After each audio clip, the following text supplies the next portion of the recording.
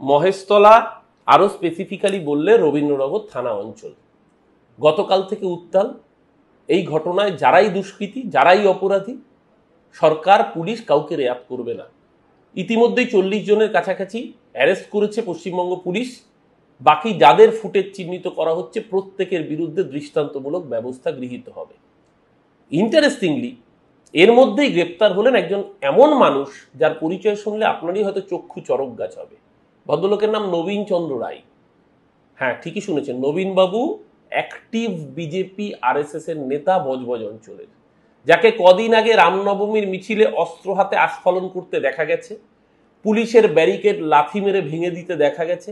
সেই বিজেপি নেতার হাতে এত পরিমাণে বিস্ফোরক আসছে কোথা থেকে? মাননীয় লিডার অফ অপোজিশন, আপনি জবাব দেবেন কি?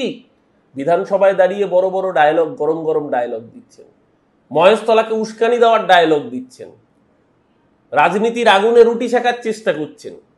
কিন্তু আপনাদের এই মোডাস অপারেন্ডি তো নতুন নয়। আগুন লাগলে সেখানে জল ঢালতে হয়, পেট্রোল নয়। এই আগুনে রুটি শেখবার চেষ্টা করছেন, হাত কিন্তু সকলেরই পূর্বে। দাঙ্গার আগুন কাউকেই রেয়াত করে না। তাই সতর্ক থাকুন।